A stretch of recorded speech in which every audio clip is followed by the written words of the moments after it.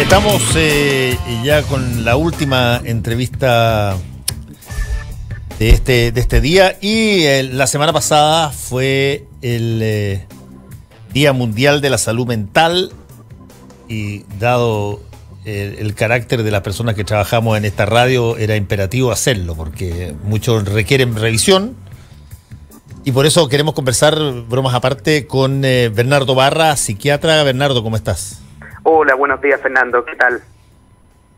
Bueno, aquí estamos muy bien y fíjate que entrevisté yo para Última Mirada ese día a Alberto Larraín y dijo una cantidad de cosas que me sorprendieron muchísimo porque, entre otras, parece que tenemos un récord en materia de problemas de salud mental en menores, en niños, según lo que dictaminó, no sé si fue la OCDE o la Organización Mundial de la Salud. Sí, lamentablemente eso es correcto. Vi la entrevista que le realizaste a Alberto y si bien hubo cifras que yo también quedé bastante sorprendido, uno en la clínica diaria ve que eso no está muy alejado de la realidad. Lamentablemente hay que destacarlo. Ahora, ¿cómo se detecta, por ejemplo, que un niño menor pueda tener salud mental si es que no tiene manifestaciones obvias, digamos? ¿Cómo se nota que alguien tiene ese tipo de problemas? Mira, generalmente las primeras manifestaciones en los niños se dan a través del colegio, ¿ya? Son los profesores los que captan cambios en nuestros menores.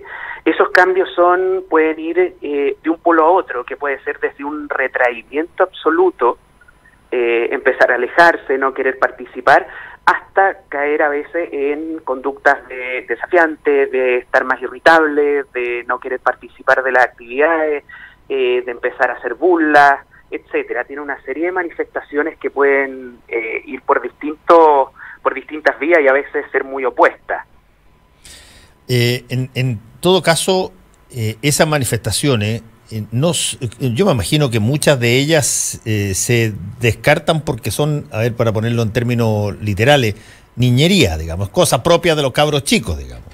Lo que ocurre, Fernando, es que, claro, podrían sonar como niñerías, pero cuando hay un profesor delante de un grupo, ese profesor tiene la capacidad, muchas veces, de percibir que el niño, que ha sido difícil toda la vida, pero hay niños que esas conductas que están presentando en un momento determinado no son las conductas habituales del niño. Y ahí es donde hay que parar las antenas y decir, algo está pasando, está ocurriendo algo en la casa, está ocurriendo algo con el niño puntualmente, ¿qué es lo que está sucediendo? Ahora, eso de alguna manera que pasa con los niños más pequeños, después a nivel de adultos, Chile sigue siendo uno de los que tiene más alto nivel de depresión. Dice la estadística que más del 20% de los adultos presentan depresión o bipolaridad. A ver, eso son dos cosas distintas, es súper importante marcarlo.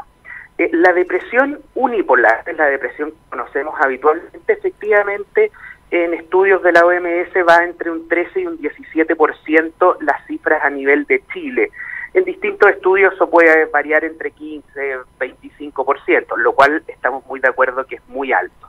La cifra de trastorno bipolar o de depresión bipolar es bastante más baja, Fernando. Sí, más baja. Estamos hablando, trastorno afectivo bipolar, depende de los estudios que tú revises, pero anda cercano entre el 1 y el 4% de la población a nivel mundial. Ahora, ¿cuál es? Ok, estos son cifras, ponte el 20% o 25% que puede llegar en el caso de la depresión y la bipolaridad, cerca del 3%.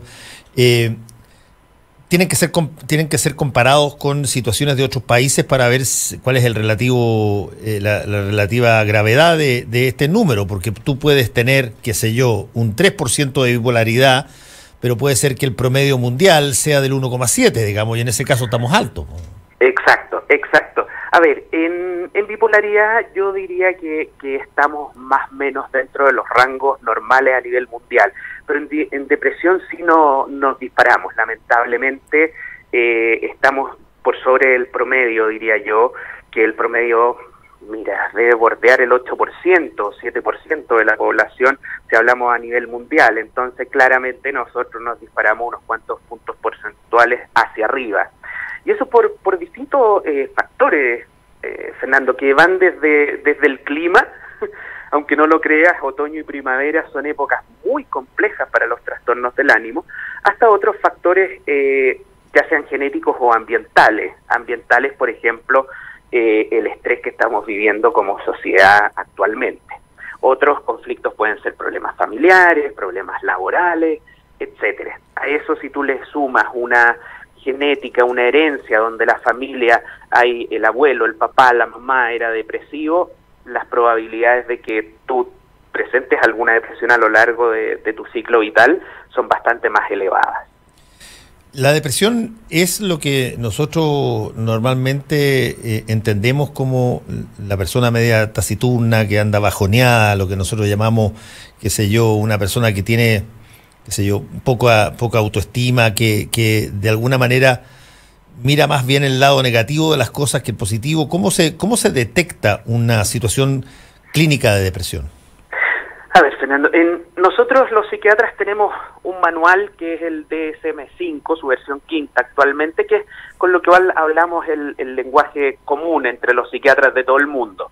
Y eso define a la depresión como la presencia de un ánimo depresivo, triste, más la incapacidad de experimentar placer, que eso se conoce como anedonia, durante 2 semanas. 5 síntomas de los cuales yo tengo que mencionar, que son apetito disminuido o apetito aumentado, hipersomnia o insomnio, desesperanza, ideas de muerte, etcétera. Eso es como para señalar cómo se define estrictamente episodio depresivo mayor. ¿Cómo lo pesquisamos nosotros en el día a día? Efectivamente es como tú lo mencionas, Fernando. ¿Cómo es un paciente que llega a la consulta? Es un paciente que está triste, que está muchas veces angustiado, que la mayoría de las veces tiene un apetito disminuido, es un paciente que normalmente está con algún tipo de insomnio, que en general es caracterizado por dificultad para mantener el sueño o un despertar precoz, es un paciente que se está empezando a aislar de su grupo social, es un paciente que las cosas que antes le gustaba hacer ya no le llaman la atención, ya no lo motivan. Eso es más o menos el paciente que uno diría, sí, este es un paciente que está deprimido o que está a puertas de deprimirse. Sí, si esa fuera la única indicación del síntoma, yo soy el tipo más depresivo del planeta, digamos. O sea, insomnio por puede ser. Lo importante es lo que yo definía, durante 15 días seguidos. No, pero esto yo te lo puedo decir, esto durante años seguidos, pero no calza con las otras indicaciones de, qué sé yo, taciturno, triste, esa cosa. Eso me compensa un poquitito y el resto es porque uno, no sé, pues, de repente se mete en muchas cosas y duerme poco nomás, pues ¿qué cosa le hay a hacer? Como te decía, hay 2 síntomas que son claves, Fernando. Uno es el ánimo depresivo, esta sensación de tristeza constante, y el otro es la incapacidad de experimentar placer, que tiene el nombre técnico de anedonia. Ninguna de esas 2 cosas tengo yo. Estás salvado. Me salvé. Solamente soy insomnio. Exacto. Oye, otra cosa que sí ha llamado la atención y creo que de una manera bastante grave, estamos hablando con Bernardo Barra, psiquiatra, es también el alto índice de suicidios en adultos mayores que presenta Chile. Sí, eso toca más de cerca porque es mi subespecialidad en el tema de psiquiatría. Efectivamente, Fernando, la población de adultos mayores a nivel mundial, esto no solo en Chile, a nivel mundial, tiene una tasa que es el doble de la población de adultos no mayores, por decirlo de alguna manera. Sí. O sea, el paciente adulto mayor que está deprimido tiene una alta tasa de probabilidad de intentar suicidarse o de suicidarse. Aquí tenemos un ejemplo de tienen los adultos mayores consumo. A ver, espérate un poquitito, Bernardo, porque se fue un poco no sé si te estás moviendo o no. No, ahí se escucha mejor. Ahí se escucha bien, ahí se escucha mejor. Perfecto. Te voy a dar una cifra para que te hagas una idea. de las personas mayores, el adulto mayor, de 3 a 4 intentos uno se consuma. De los adultos no mayores, de 200 intentos uno se consuma. O sea, la tasa de suicidio en adulto mayor es altísima. Sí.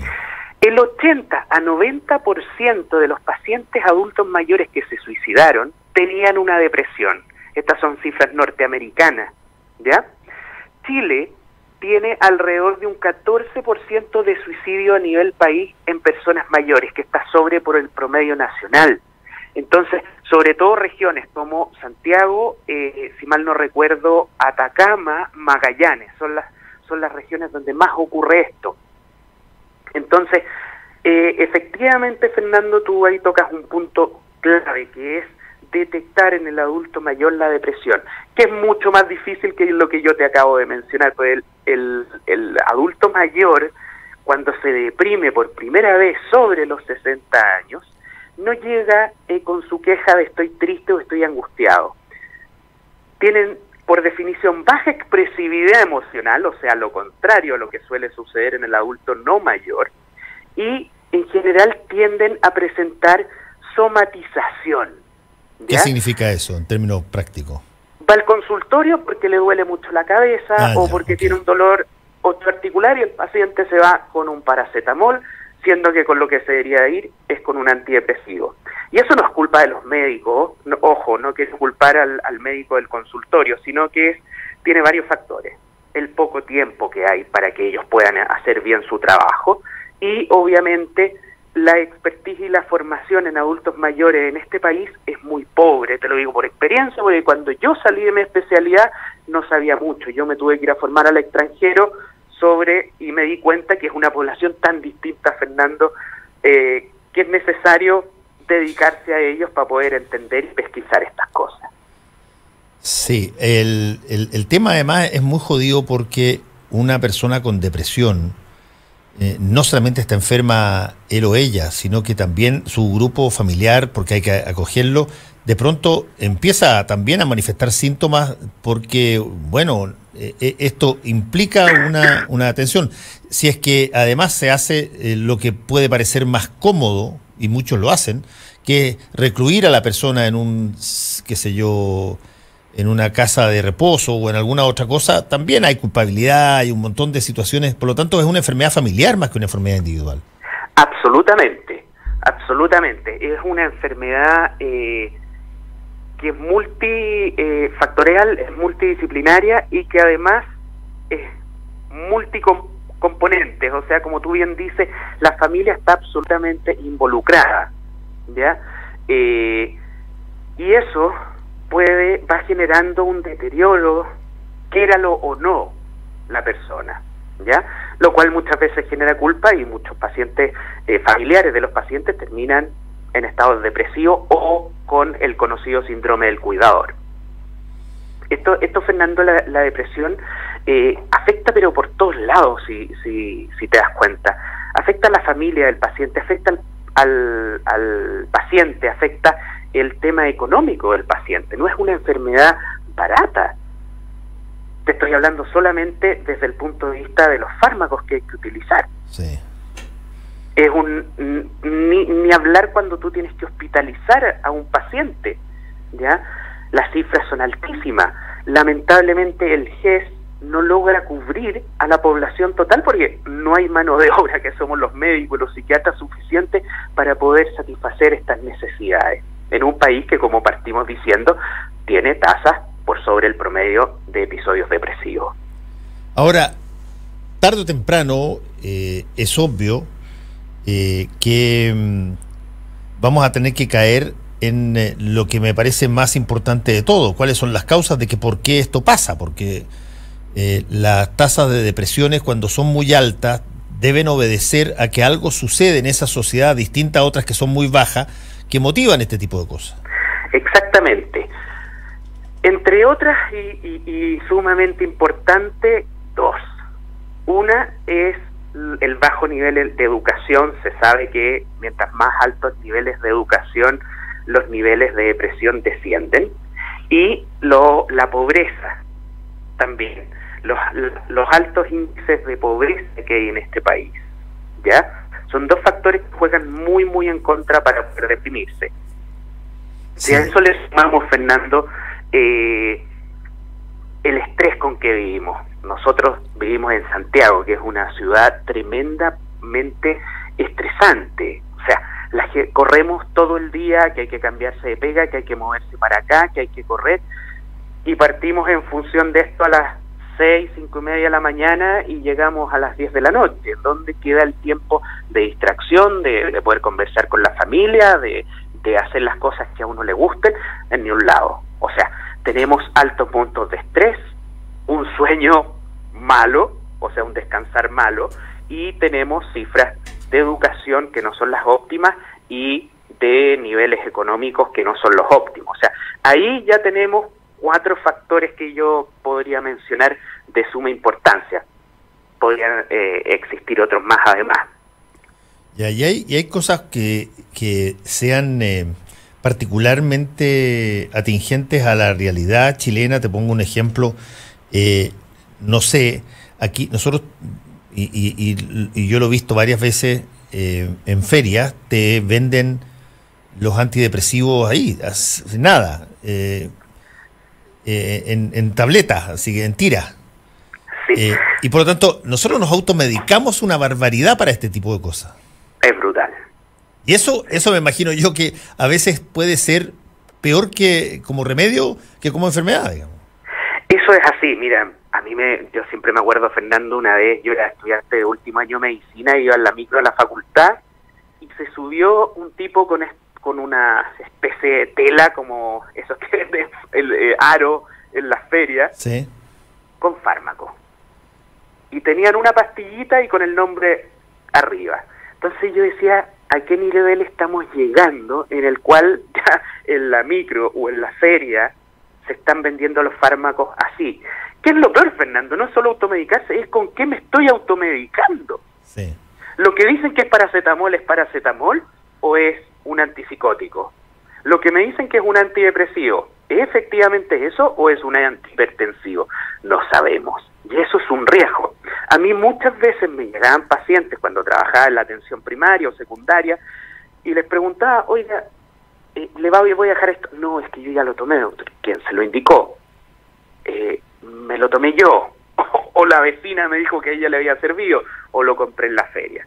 Y ahí es donde hay que trabajar mucho el tema de la psicoeducación a nivel poblacional. Yo creo que estamos muy poco todavía dedicándole a la prevención y a la psicoeducación en salud mental.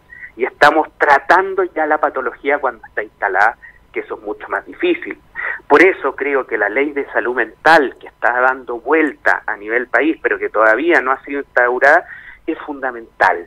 Por una ley de salud mental te ordena un poco el patio, te da la factibilidad de tú hacer prevención, de tú investigar al respecto, de tú hacer psicoeducación y no solamente determinar cuáles son los pasos para internar a una persona voluntaria o involuntariamente. Ahora, entonces, estamos conversando con el psiquiatra Bernardo Barra. Bernardo, ahora hay una cosa ahí en lo que tú dijiste que me parece súper importante.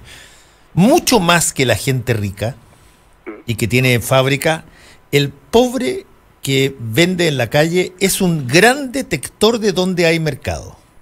Porque como a él lo que le ingresa es absolutamente clave para su vida, mientras que a una persona muy rica puede ser que no le resulte una línea de productos que sacó y bueno, ya, ok, el próximo año saco una línea distinta, pero a la persona que vende Super 8, y que yo creo que debe ser un gran producto porque está en todas las esquinas, el que vende Super 8 sabe que el Super 8 es un producto que te reditúa en cada uno de los semáforos, porque por lo tanto detecta muy bien dónde hay mercado. Por lo tanto, cuando tú ves subir a una persona a una micro, o cuando tú ves en una feria qué sé yo, benzodiazepina y una serie de antidepresivos que se están vendiendo ahí, es porque saben que hay un mercado que lo necesita y que probablemente no lo puede pagar en la farmacia.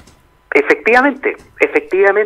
Y justamente esa población que detecta este tipo tiene dos componentes que yo te mencionaba anteriormente que influyen mucho en la depresión.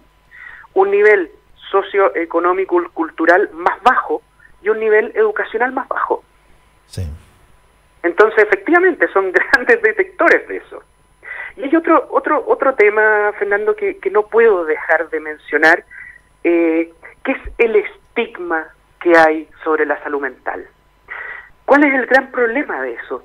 Que si bien estamos detectando 15, 17, 18% de depresión, quizás cuánta más hay que no detectamos porque la gente no se atreve a consultar, no se atreve a decir, porque venir al psiquiatra, si bien ha cambiado un poco, todavía sigue siendo considerado, tú vas al loco, Claro. vas al loquero, estás loco.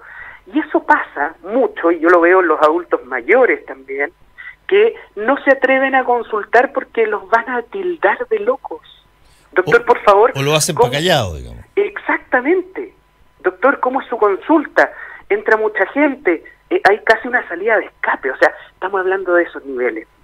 Hay que desestigmatizar la salud mental en este país, tenemos que madurar en eso, ¿ya? Porque se echa la broma que este loco, que la locura, que el loco Bielsa, que Trump, que hay que aterrizar un poco eso, Fernando, y con gran altura de miras, porque es una realidad de nuestro país. Tenemos que desestigmatizar. Es una enfermedad como ser hipertenso, es una enfermedad como ser diabético. Son enfermedades que se tratan y que la gente hace su vida absolutamente normal. No son locos, y eso creo que es algo donde estamos absolutamente al debe y donde debemos psicoeducar a nuestra población. Finalmente, Bernardo, ¿cómo se empalma todo lo que estamos discutiendo, todas estas estadísticas, con lo que en materia de políticas públicas se hace? A ver, con respecto a eso, se está trabajando lo que te mencionaba anteriormente, que es la ley de salud mental. Eso es un proyecto que se está trabajando, que hay varias gente que está involucrado, tanto de la política como de la salud, y que viene a un poco a ordenar desde la cúpula más alta y decir cuáles son las directrices que tenemos que ir tomando como país, como políticas públicas de país para enfrentar las distintas patologías de salud mental, que es lo que yo mencionaba anteriormente, psicoeducar a la gente, conocer la enfermedad, cuáles son los mecanismos para prevenir que se desarrolle la enfermedad, y que una vez que esté instalada la enfermedad, porque fallamos las dos primeras cosas, cómo tratamos la enfermedad de la mejor manera posible. Eso se está haciendo y eso espero que yo prontamente salga, porque nos va a ayudar muchísimo, Fernando, al respecto. Bernardo Barra, psiquiatra, en este homenaje un poco tardío a lo que fue el Día de Salud Mental de la semana pasada. Muchas gracias por haber estado con nosotros aquí en Combinación Clave. No, yo le agradezco, Fernando, que ustedes le estén dando el tiempo y el espacio a la salud mental, porque son los primeros pasos a poder llegar a mayor población y que esto empiece a andar mejor y logremos bajar nuestras cifras de depresión y distintas enfermedades de salud mental a futuro. Así que les agradezco mucho a ustedes por su tiempo. Muchas gracias, que te vaya bien. Hasta luego.